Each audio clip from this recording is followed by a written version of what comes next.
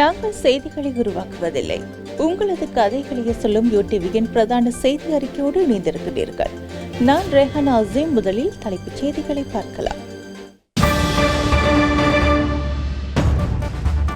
20 குறித்த நீதிமன்ற நிலைப்பாட்டை நாடாளுமன்றத்தில் அறிவித்தார் சபாநாயகர். සුදුසු පරිදි සංශෝධනය කිරීම මගින් ඉවත් කර ගැනීමට ශ්‍රේෂ්ඨාධිකරණය විසින් තීරණය කර ඇත. நிழல் உலக தாதா மாக்கந்துரே மதுஷ் துப்பாக்கிச் சூட்டில் பலி. நாடாளுமன்றத்திற்குள் கோவிட் கட்டுப்பாடுகள் தேவையில்லை என்கிறார் சுகாதார அமைச்சர். ඒකට පාර්ලිමේන්තුව ඇතුළත් වෙන්නේ නැහැ. විත්‍රා මෙතුමිය කියනවා පාර්ලිමේන්තුව ඇතුළට එක නීතියක්, එළියට එක නීතියක්. 6 போலீஸ் பிரிவுகளில் மறு அறிவித்தல் வரை தனிமைப்படுத்தல் ஊரடங்கு அமுல். கோட்டை உலக வர்த்தக நிலைய அலுவலக ஊழியர் ஒருவருக்கும் கோவிட் தொற்று. திணறும் டெல்லி மக்கள். காற்று மாசு கோவிட் மரணத்தை மேலும் அதிகரிக்கும் என எச்சரிக்கை. இவை இன்றைய தலைப்புச் செய்திகள். விரிவான செய்திகளில் முதலில் உள்நாட்டு செய்திகளை பார்க்கலாம்.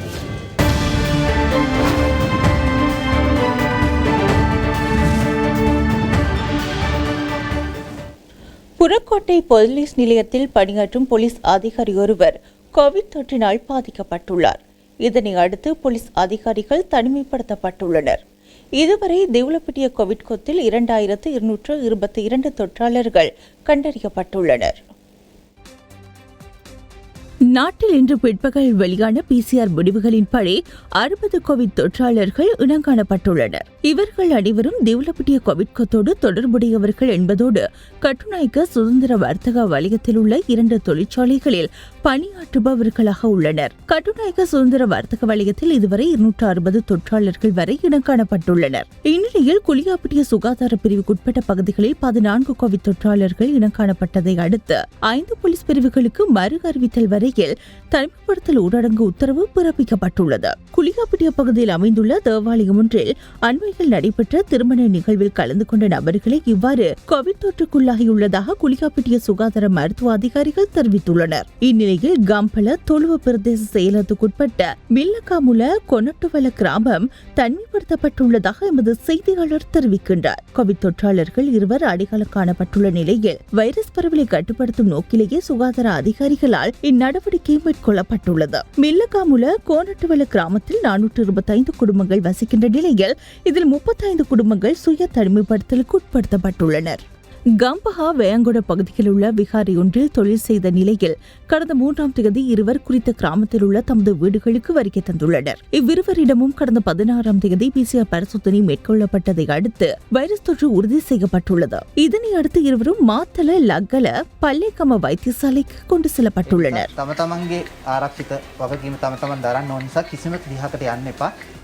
கொழும்பு துறைமுக டொக்யார்ட் பகுதியில் பணிபுரிந்த 6 ஊழியர்கள் கோவிட் தொற்றினால் பாதிக்கப்பட்டுள்ளனர். இதுவரை அங்கு 18 தொற்றாளர்கள் இனங்காணப்பட்டுள்ளனர். இவர்களில் 9 பேர் மட்டக்குழிய பிரதேசத்தைச் சேர்ந்தவர்கள் என கண்டறியப்பட்டுள்ளனர். ப்ளூமெண்டல் வீதியில் உள்ள விடுதியொன்றில் தங்கியிருந்தவர்களில் சிலரும் தொற்றாளர்களாக கண்டறியப்பட்டுள்ளனர். ராக்கம, மத்துகம, வெண்ணப்புவ, நீர்கொழும்பு, மாத்தர போன்ற இடங்களைச் சேர்ந்தவர்களே இவ்வாறு பாதிக்கப்பட்டுள்ளனர்.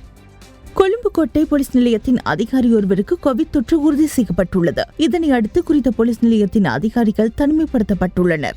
கோவிட்-19 வைரஸ் தொற்று காரணமாக சிகிச்சை பெற்று வரும் நோயாளிகளுக்காக 2487 கட்டில்கள் நாடளாவிய ரீதியில் உள்ள வைத்தியசாலைகளில் உள்ளதாக பிரதி சுகாதார சபை பணிப்பாளர் வைத்தியர் ஹேமந்த் ஹேரத் தெரிவித்துள்ளார். ඒ අතරින් මේ වෙනකොට 3440ක් සම්පූර්ණයෙන්ම සුවය ලබා தற்போது நாடளாவிய ரீதியில் உள்ள மருத்துவமனைகளில் 2226 பேர் சிகிச்சை பெற்று வருகின்றனர். தேவை ஏற்படின் மேலும் கோவிட் மருத்துவமனைகளை உருவாக்க வேண்டியுள்ளது.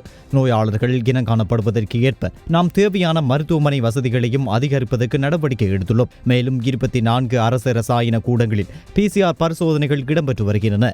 தற்போதைய புதிய கோவிட் கொத்தில் இதுவரை 1 லட்சத்துக்கும் அதிகமான PCR பரிசோதனைகளை மேற்கொண்டுள்ளோம்.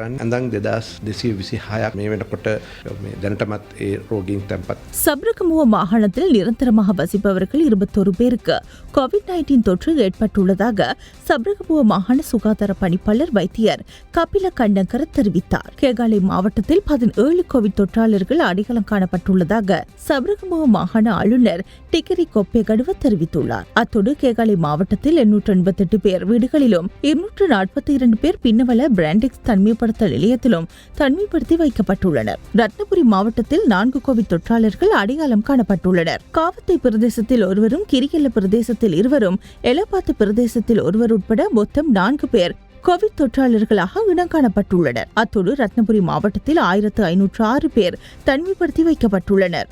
இலங்கை ராணுவத்தின் மூலம் ரத்னபுரி புசல முகாமைத்துவ மத்திய நிலையம் மற்றும் ருவன்புர கல்வியற் கல்லூரி என்பன தனிமைப்படுத்தல் நிலையங்களாக மாற்றப்பட்டுள்ளன. சுகாதார அமைச்சின் வேண்டுகோளுக்கிணங்க கேகாலை மாவட்டத்தில் ரம்புக்கண வைத்தியசாலையும் மற்றும் உதுகொட, பெலிகல, கித்துல்கல் ஆகிய வைத்தியசாலைகளும், ரத்னபுரி மாவட்டத்தில் ரத்னபுரி, ரக்குவானே, கிளிமலை ஆகிய வைத்தியசாலைகளும் கோவிட் சிகிச்சைகளுக்காக ஒதுக்கப்பட்டுள்ளதாக அறிவிக்கப்பட்டுள்ளது. இதேவேளை நேற்றைய தினம் நாட்டில் 87 கோவிட் தொற்றாளர்கள் இனம் காணப்பட்டுள்ளனர். இவர்கள் அனைவரும் திவலப்பிட்டிய கோவிட் கொத்தோடு தொடர்புடையவர்கள். திவலப்பிட்டிய கோவிட் கொத்தில் இதுவரை இனம் காணப்பட்டவர்களில் 1041 பேர் மினுமகுட ஆடை தொழிற்சாலை ஊழியர்களாக உள்ளனர். 1123 பேர் திவலப்பிட்டிய கோவிட் தொற்றாளர்களோடு தொடர்பு பட்டவர்கள். இதேவேளை இன்று மாலை 6 மணி வரையில் நாட்டில் 5685 கோவிட் தொற்றாளர்கள் இனம் காணப்பட்டுள்ளனர். இதில் 3457 தொற்றாளர்கள் குணமடைந்துள்ளனர். 2215 தொற்றாளர்கள் தற்போது சிகிச்சையில் உள்ளனர்.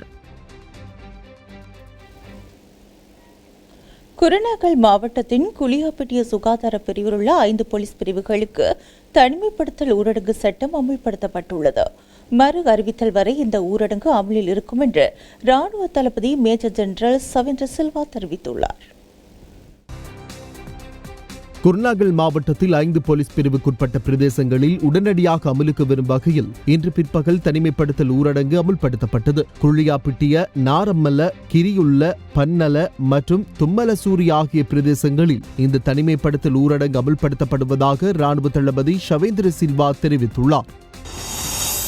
இதேவேளை விழாக்கள் மற்றும் பொதுக்கூட்டங்களில் பங்கேற்க வேண்டாம் என ராணுவ தளபதி லெப்டினன்ட் ஜெனரல் சவேந்திர சில்வா பொதுமக்களிடம் வேண்டுகோள் விடுத்துள்ளார். திருமண நிகழ்வொன்றில் கலந்து கொண்டவர்களில் சிலருக்கு நேற்று கொரோனா தொற்று உறுதிப்படுத்தப்பட்டதை அடுத்து பொதுமக்கள் ஒன்று கூடுவதை தவிர்க்குமாறு ராணுவ தளபதி லெப்டினன்ட் ஜெனரல் சவேந்திர சில்வா பொதுமக்களிடம் வேண்டுகோள் விடுத்துள்ளார். கல்வி பொதுத்தராதர உயர்தர பரீட்சைகள் இடம்பெறும் மண்டபங்களில் சுகாதார பாதுகாப்பை உறுதி செய்வதற்காக கல்வி அமைச்சினால் நிதி ஒதுக்கீடு செய்யப்பட்டுள்ளது. இதன் அடிப்படையில் பரீட்சை மத்திய நிலையங்கள் ஸ்தாபிக்கப்பட்டுள்ள பாடசாலைகளின் அபிவிருத்தி சங்கங்களுக்கு தலா 15,000 ரூபாய் வழங்க தீர்மானிக்கப்பட்டுள்ளதாக கல்வி அமைச்சின் அறிக்கையில் தெரிவிக்கப்பட்டுள்ளது. தனிமைப்படுத்தல் ஊரடங்கு சட்டம் அமுல்படுத்தப்பட்டுள்ள கம்பஹா மாவட்டத்தில் பாதிக்கப்பட்டுள்ள 75,000 குடும்பங்களுக்கு 5,000 ரூபாய் நிவாரண நிதி பிரதேச செயலகங்களுக்கு அனுப்பி வைக்கப்படும் என்று அறிவிக்கப்பட்டுள்ளது. இதற்காக 400 மில்லியன் ரூபாய் நிதி ஒதுக்கீடு செய்யப்பட்டுள்ளதாக நிதி அமைச்சின் செயலாளர் SR தெரிவித்துள்ளார். கடந்த 14ஆம் தேதி கம்பஹா மாவட்ட செயலாளர் சுனில் ஜெயலத்தினால் நிதி அமைச்சில் முன்வைக்கப்பட்ட கோரிக்கைக்கு அமைய இந்த நிவாரணம் வழங்கும் செயற்பாடுகள் முன்னெடுக்கப்பட்டுள்ளன. காலாவதியாகும் அனைத்து சாரதி அனுமதி பத்திரங்களின் பயன்படுத்தும் கால எல்லை டிசம்பர் 31ஆம் தேதி வரை நீடிக்கப்பட்டுள்ளது. எனவே காலாவதியாகும் சாரதி அனுமதி பத்திரங்களை டிசம்பர் 31ஆம் தேதி வரை பயன்படுத்த முடியும் என தெரிவிக்கப்பட்டுள்ளது. கொரோனா சட்ட விதிமுறைகள் நாடாளுமன்றத்தை தவிர்ந்த வெளிப்புற இடங்களுக்கு மாத்திரமே பொருந்தும் என சுகாதார அமைச்சர் பவித்ரா வன்னியாராச்சி தெரிவித்துள்ளார். கொரோனா வைரஸ் தொற்றிலிருந்து பாதுகாத்துக் கொள்வதற்காக முன்மொழிக்கப்பட்ட சுகாதார நடைமுறைகளை சபாநாயகர் கூட பின்பற்றவில்லை என எதிர்க்கட்சித் தலைவர் இன்று நாடாளுமன்றத்தில் கேட்ட கேள்விக்கு பதிலளிக்கும் போதே அவர் இதனை தெரிவித்திருந்தார். තෙවරිය ඔක්තෝබර් 15 වෙනිදා 21.97 ඇලයිරක් 25 නමින් අතිවිශේෂ ගැසට් නිවේදනයක් ප්‍රකාශයට පත් කරලා තිබේ. ඒ ගැසට් නිවේදනය තුල කොහොම පැහැදිලිවම ප්‍රකාශ කරලා තිබෙනවා සෑම අවස්ථාවකදීම මුවවැස්මක් පැලඳ සිටිය යුතුයි. තැනැත්තන් දෙදෙනෙකු අතර මීටර් 1කට නොඅඩු සමාජ දුරස්ථ භාවයක් පවත්වාගෙන යා යුතුයි කියන එක.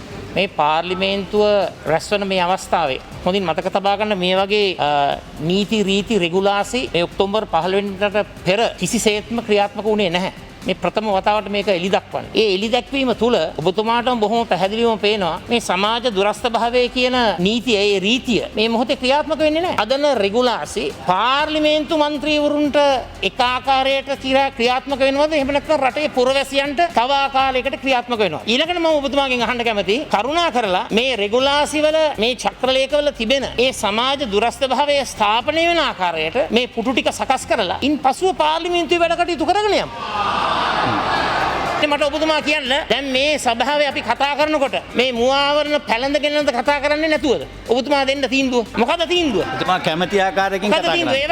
ඒ වගේම මම ඔබතුමාගෙන් බොහොම ගෞරවයෙන් ඉල්ලීමක් කරනවා. බොහොම කාරුණිකව මේ චක්‍රලේඛය මේක හරියට ක්‍රියාත්මක කරන්න. මේ ගැසට් පත්‍රයේ නියෝග හරියට ක්‍රියාත්මක කරන්න. හරි බොහොම ස්තුතියි. අනගතුමනි මම විපක්ෂ නායකතුමාගෙන් ඉල්ලා හිටිනවා මේ ගැසට් පත්‍රය ගැසට් නිවේදනය ඔබතුමා හරියට කියවන්න. කියවන්න නැතුව මෙතන ඇවිල්ලා කතා කරන්න එපා. ඒකේ පොදු ස්ථානය කියන්නේ කොතනද කියන එක හරියටම ඒකේ අපි ඉන්ටර්ප්‍රිට් කරලා තියෙනවා. ඒකට පාර්ලිමේන්තුව ඇතුළත් වෙන්නේ නැහැ. මුළු රට ඉදිරියේම මුළු ලෝකයා ඉදිරියේම පවිත්‍රා මෙතුමිය කියනවා පාර්ලිමේන්තුව ඇතුළට එක නීතියක් එළියට එක නීතියක්. ඒක තමයි එතුමිය කියන්නේ. පුදුම නීතියක් මේක. එතකොට අපි මේවා මේ ඉවත් කරගෙන කතා කරන්න පුළුවන්ද? පුළුවන්. එහෙමද? ඔබතුමිය උත්තර දෙන්න. ඔබතුමා මේ රටේ ජනතාවට ඔබතුමාගේ වගකීමක් තියෙනවා මේ රටේ පුද්ගලයෙක් විදියට සෞඛ්‍ය උපදේශ පිළිපැදීම. එක අතකින් මෙතුමිය කියනවා මේ ගැසට් පත්‍රය සහ නියෝග මේ ස්ථානයට අදාළ නැහැ මොකද මේක පොදු තැනක් නෙවෙයි කියලා. තවත් පැත්තකින් එතුමිය කියනවා අපිට වගකීමෙන් හැසිරෙන්නලු. මොකද්ද මේ දෙබිඩි කතාව? ගැසට් පත්‍රයේ පොදු ස්ථානය කියලා අර්ථ නිරූපණය කරලා තියෙන්නේ එළියේ පරිශ්‍රයන්.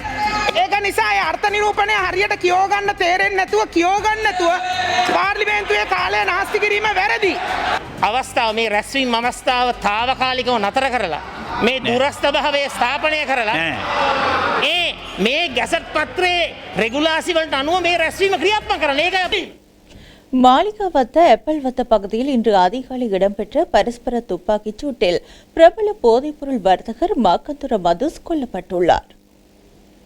நிழல் உலக தாதா மாக்காந்துரை மதுஸ் இன்று அதிகாலை மாளிகாவத்தை எப்பல்வத்த பிரதேசத்தில் இடம்பெற்ற பரஸ்பர துப்பாக்கிச் சூட்டில் உயிரிழந்துள்ளார். கொழும்பு குற்றப்புலனாய்வு பிரிவின் பொறுப்பிலிருந்து மாக்காந்துரை மதுஸ் போதைப்பொருள் சுற்றுவளைப்பு ஒன்றுக்காக அழைத்துச் செல்லப்பட்ட போது இந்த பரஸ்பர துப்பாக்கிச் சூடு இடம்பெற்றுள்ளது. குறித்த சம்பவம் தொடர்பில் போலீஸ் ஊடக பேச்சாளர் பிரதி போலீஸ் மா அதிபர் அஜித் ரோஹனை இதனை உறுதி செய்தார். பரஸ்பர துப்பாக்கிச் சூட்டில் உயிரிழந்த பாதாள உலக குழு தலைவரான மாக்காந்துரை மதுஸின் சடலம் மீதான பிரேத பரிசோதனை இன்று முற்பகல் நடத்தப்பட்டுள்ளது. சந்தேக நபரின் ஆளடையாளம் அவரது மனைவி மூலம் உறுதிப்படுத்தப்பட்டுள்ளது.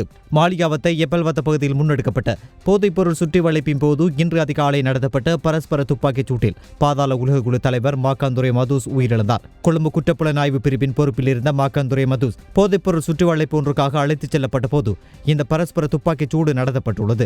இந்த சுற்றி வளைப்பின் மூலம் சுமார் 22 கிலோகிராம் ஹெரோயின் மற்றும் 2 கைத்துப்பாக்கிகள் ஆகியன கைப்பற்றப்பட்டுள்ளன. இந்த துப்பாக்கிச் சூட்டு சம்பவத்தில் காயப்பட்ட 2 போலீஸ் கான்ஸ்டபிள்களும் தேசிய வைத்தியசாலையில் அனுமதிக்கப்பட்டுள்ளனர். எவ்வாறாயினும் சுற்றி வளைப்பில் ஈடுபட்ட போலீஸ் அதிகாரிகளிடம் சாட்சியம் பெற தீர்மானிக்கப்பட்டுள்ளது. மாக்கந்துரை மதுஸின் உடலை பிரேத பரிசோதனைக்கு உட்படுத்திய பின்னர் அவரது உடலை அவரது சட்டப்பூர்வ மனைவியிடம் ஒப்படைக்குமாறு நீதிமன்றம் உத்தரவிட்டுள்ளது. மாக்காந்துரை மதுஸ் என அழைக்கப்படும் சமரசிங்க ஆராய்ச்சி கே மதுஸ் லக்ஷித என்பவர் 2006ஆம் ஆண்டு தென்மாகாண சபையில் உறுப்பினரான டெனி ஹித்தட்டிய கொல்லப்பட்டமை உள்ளிட்ட மேலும் பல கொலை சம்பவங்களுடன் தொடர்புடையவர் என்பதுடன் திட்டமிட்ட மற்றும் போதைப்பொருள் கடத்தல்களுடன் தொடர்புடையவர் என போலீஸ் விசாரணைகளில் தெரிய வந்துள்ளது. 41 வயதான மாக்காந்துரை மதுஸ் கடந்த வருடம் பிப்ரவரி மாதம் 5ஆம் தேதி துபாயில் இடம்பெற்ற விருந்து உபசாரத்தில் கலந்து கொண்டிருந்த போது துபாய் போலீசாரால் கைது செய்யப்பட்டார். அவருடன் 31க்கும் மேற்பட்டோர் இதன் போது கைதாகினர் என்பது குறிப்பிடத்தக்கது. இந்நிலையில் கடந்த வருடம் மே மாதம் 5ஆம் தேதி கட்டுநாயக்க விமான நிலையத்தில் குற்றப்புலனாய்வு திணைக்கள அதிகாரிகளால் அவர் கைது செய்யப்பட்டார். அதன் பின்னர் அவர் குற்றப்புலனாய்வு திணைக்களத்தின் பொறுப்பில் இருந்ததுடன் அவரிடம் நீண்ட காலமாக விசாரணைகள் முன்னெடுக்கப்பட்டு வந்தன. சந்தேக நபர் கடந்த 16ஆம் தேதி அன்று மேலதிக விசாரணைகளுக்காக கொழும்பு குற்றப்புலனாய்வு பிரிவினரிடம் ஒப்படைக்கப்பட்டதாக போலீசார் தெரிவித்துள்ளனர். இந்நிலையில் இன்று அதிகாலை கொழும்பு மாளிகாவத்தை எப்பல்வத்த பிரதேசத்தில் இடம்பெற்ற பரஸ்பர துப்பாக்கிச் சூட்டில் உயிரிழந்ததாக போலீசார் அறிவித்துள்ளனர். 20வது திருத்த சட்டமூலத்தின் சில சரத்துக்கள் அரசியலமைப்புக்கு முரணானவை என்று உயர் நீதிமன்றம் அறிவித்துள்ளதாக சபாநாயகர் நாடாளுமன்றத்தில் அறிவித்துள்ளார். 20வது அரசியலமைப்பு திருத்த சட்டமூலம் தொடர்பான உயர் நீதிமன்றத்தின் நிலைப்பாட்டை நாடாளுமன்றத்தில் சமர்ப்பித்த போதே சபாநாயகர் இதனை தெரிவித்துள்ளார். நாடாளுமன்ற கூட்டத்தொடர் இன்று காலை 10 மணியளவில் சபாநாயகர் மஹிந்த யாப்பா அபேகுணவர்தன தலைமையில் ஆரம்பமானது. இதன்போது 20வது அரசியலமைப்பு திருத்த சட்டமூலம் தொடர்பான உயர்நீதிமன்றத்தின் நிலைப்பாட்டை நாடாளுமன்றத்தில் சபாநாயகர் சமர்ப்பித்தார்.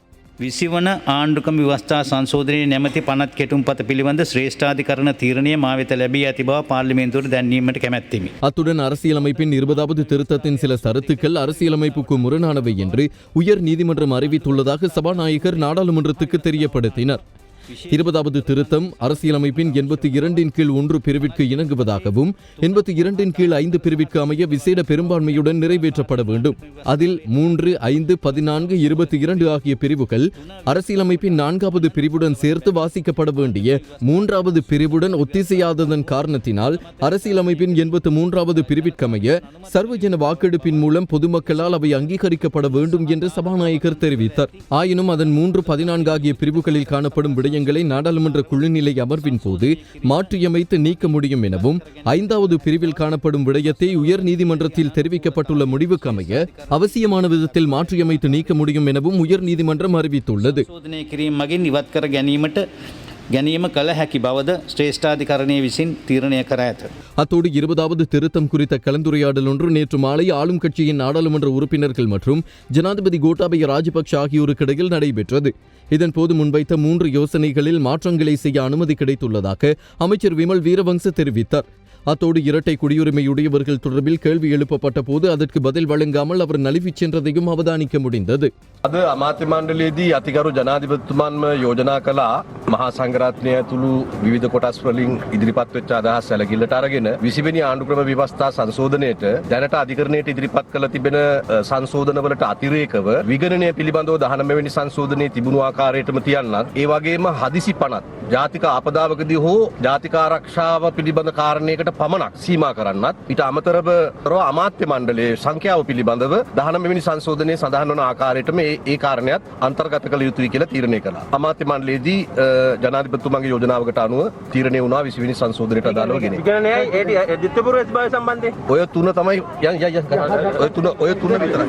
அத்தோடு இரட்டை குடியுரிமை உடையவர்கள் அதிகாரத்துக்கு வருவதற்கு 20வது திருத்தம் மூலம் அங்கீகாரம் வழங்கப்படுவது தொடர்பில் அமைச்சரவை முடிவுகளை அறிவிக்கும் செய்தியாளர் சந்திப்பில் வைத்தும் வினவப்பட்டது. හැබැයි ජනතාව අතරතුර ඒකට ලොකු අප්‍රසාදයක් තියෙනවා. හේතුව ඔහොම ගියොත් ඉදිරියට චීන කට්ටියත් පාර්ලිමේන්තුවට එන්න පාර කපන්න පුළුවන් කියලා. මේක ජනතාව අතරතුර තියෙන කතාබහට ලක් වෙලා තියෙන දෙයක්. ඒක නිසා ඒක ඇයි එහෙම කාගේ ඌමනාව මතද දිද්දපුර සිබාවේ තියෙන කට්ටියට පාර්ලිමේන්තුවට එන්න ඒ පාර සලසලා දීලා තියෙන්නේ. 20 වෙනි සංශෝධනය සම්බන්ධව ඉතාමත්ම සාධනීය කරුණු ගණනාවක් විවිධ පාර්ශ්වයන් වෙනුවෙන් ඉදිරිපත් කරන තියෙන යෝජනාවන් සැලකිල්ලට අරගෙන ඊයේ කැබිනට් මණ්ඩලයේදීත් අවසාන වශයෙන් ඉතාමත් වැදගත් කරුණු ගණනාවක් සම්බන්ධව. හැබැයි ඔබතුමාගේ අර අවසාන ප්‍රශ්නේ ඉතා වැදගත්.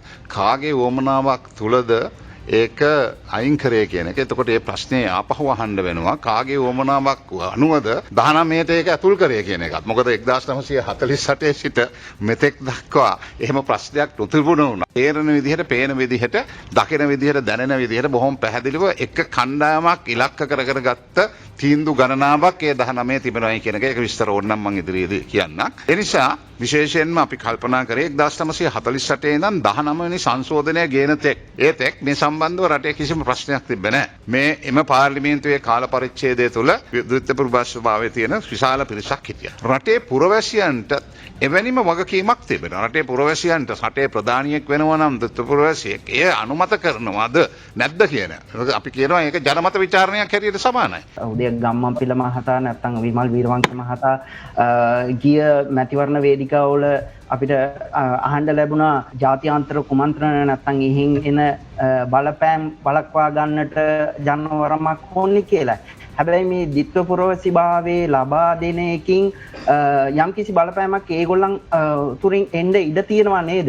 ජාතික නිදහස් පෙරමුණත්, පිවිතුරු හෙළවුරුමයත්, ප්‍රජාතන්ත්‍රවාදී වාමාංශික පෙරමුණත්, ජනාධිපතිතුමන්ටත්, අගමැතිතුමන්ටත් යවූ ලිපිවල ඉතා පැහැදිලිව ඒ පක්ෂයන්ගේ ස්ථාවරයන් ලෙස දිවිත්වපුරවැසියන්ට දේශපාලනය කිරීමේ අයිතිය අහිමි කළ යුතුයි කියන එක තමයි අපේ පක්ෂයන්ගේ ස්ථාවරය වුණේ. ඒ පිළිබඳ ඊයේ දීර්ඝ අමාත්‍ය මණ්ඩලය තුළ සංවාදයට ලක් වුණා. ඒ සංවාදය තවමත් පවතිනවා. ඉතින් ඒ සංවාදය තුළ බොහෝ දේවල් එකඟතාවයෙන් අපි විසඳගත්තා. ඒ විසඳ ගන්න බැරි වුණු තැනට ඇත්තෙම සුළු කාරණා කීපයක් පමණයි එම විසඳ ගැනීම නොහැකි වෙලා තියෙන්නේ. තම සාමාන්‍යයෙන් කමිටු අවස්ථාව වෙන විට අපිට මේවා තවදුරටත් සාකච්ඡා කරලා විසඳ ගන්න පුළුවන් වේවි කියලා බලාපොරොත්තු වෙනවා.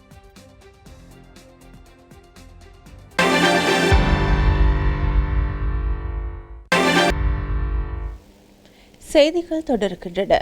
பிளாஸ்டிக் மற்றும் பொலித்தீன் உற்பத்திகளுக்கு அடுத்த வருடம் ஜனவரி மாதம் முதல் தடை விதிக்க அமைச்சரவை அனுமதி அளித்துள்ளது.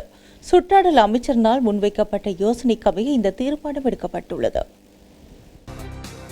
அடுத்த வருடம் ஜனவரி மாதம் முதல் பிளாஸ்டிக் மற்றும் பொலித்தீன் உற்பத்திகளுக்கு தடை விதிக்க அமைச்சரவை அனுமதி வழங்கியுள்ளது. ஒரு தடவை மாத்திரம் பயன்படுத்தக்கூடிய பொலித்தீன் மற்றும் பிளாஸ்டிக் கழிவுகளுக்கு தடை விதிக்கும் நோக்கில் இந்த தீர்மானம் எடுக்கப்பட்டுள்ளது. மேலும் 20 மில்லிமீட்டர் மற்றும் 20 மைக்ரோனுக்கு குறைவான பொலித்தீன் மற்றும் பிளாஸ்டிக் உற்பத்தி பயன்பாட்டிற்கும் தடை விதிக்கப்பட்டுள்ளது. இந்த தடை உணவு பொதியிடல், மருந்து பொதியிடலுக்கு செல்லுபடியாகாதென அரசாங்க தகவல் திணைக்களம் தெரிவித்துள்ளது. அதற்கு மாற்றீடாக 100 மில்லிமீட்டர் மற்றும் 100 மைக்ரோனுக்கு அதிகமான பொலித்தீன் மற்றும் பிளாஸ்டிக் உற்பத்திகளை மேற்கொள்ள முடியும் என அறிவிக்கப்பட்டுள்ளது.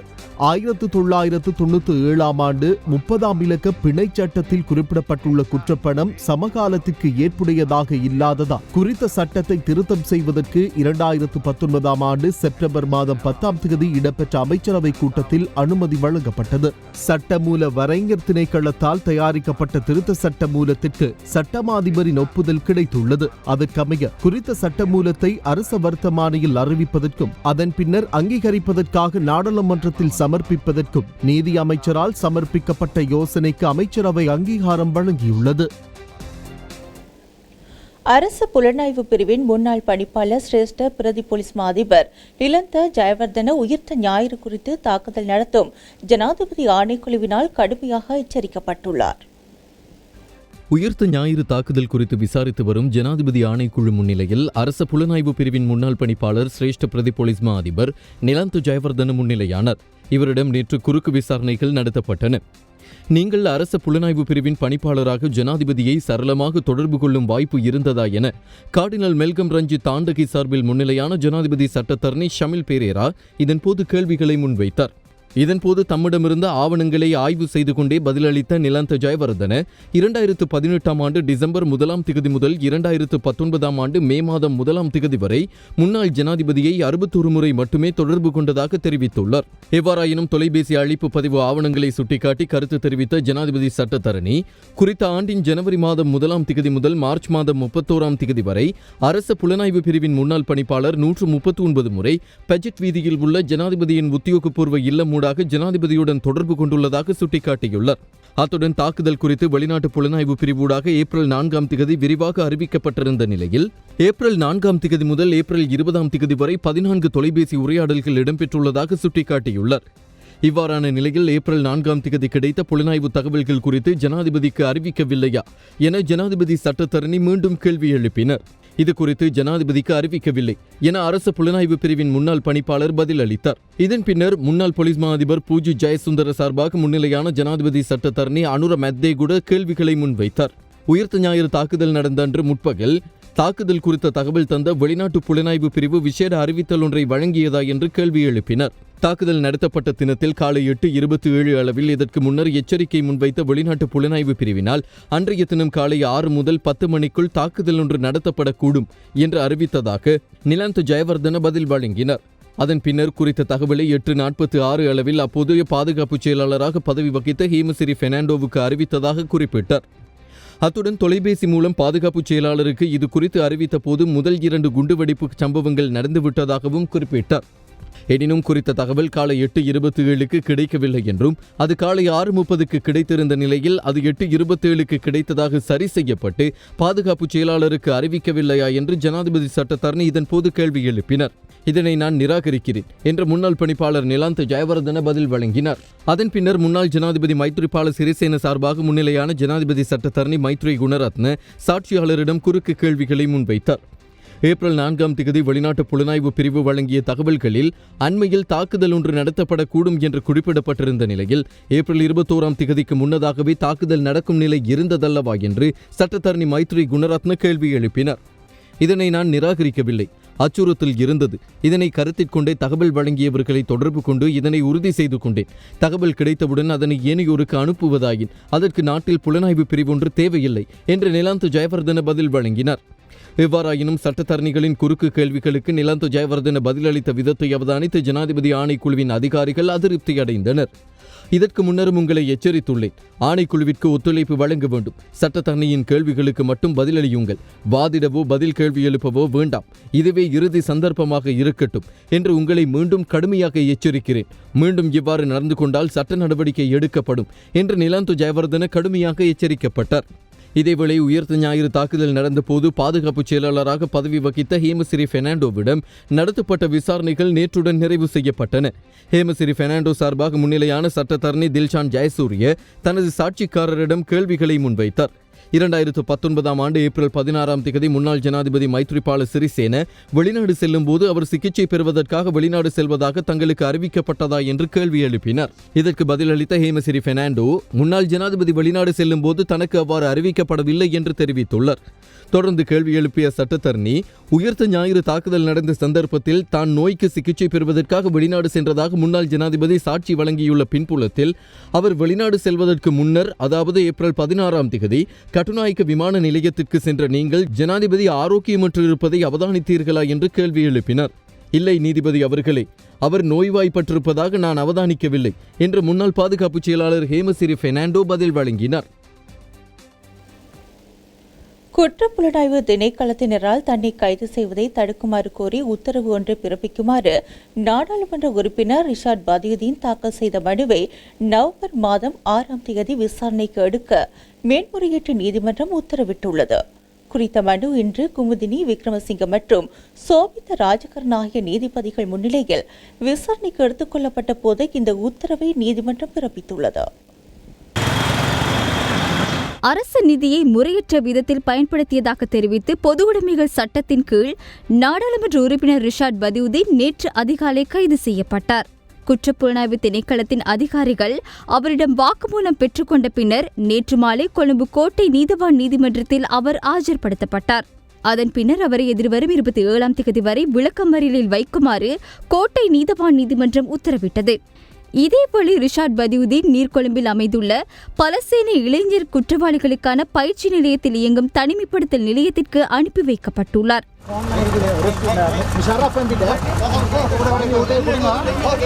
தற்பொழுது சிறைக்கு அனுப்பப்படுகின்ற சகலரும் தனிமைப்படுத்தப்படுகின்ற நிலையில் ரிஷாட் பதியுதீனும் தனிமைப்படுத்த நடவடிக்கைக்காக மேற்கண்ட நிலையத்திற்கு நேற்றிரவு அனுப்பி வைக்கப்பட்டதாக சிறைச்சாலைகள் ஆணையாளர் துஷார் உப்புல்தெனிய குறிப்பிட்டுள்ளார். இதேவேளை குற்றப்புலனாய்வு திணைக்களத்தினரால் தன்னை கைது செய்வதை தடுக்குமாறு கோரி உத்தரவு ஒன்று பிறப்பிக்குமாறு நாடாளுமன்ற உறுப்பினர் ரிஷாட் பதியுதீன் தாக்கல் செய்த மனுவை நவம்பர் மாதம் 6 விசாரணைக்கு எடுக்க மேன்முறையீட்டு நீதிமன்றம் தீர்மானித்துள்ளது. குறித்த மனு இன்று குமுதினி விக்ரமசிங்க மற்றும் சோபித்த ராஜகரன் ஆகிய நீதிபதிகள் முன்னிலையில் விசாரணைக்கு எடுத்துக் கொள்ளப்பட்ட போதே இந்த உத்தரவை நீதிமன்றம் பிறப்பித்துள்ளது.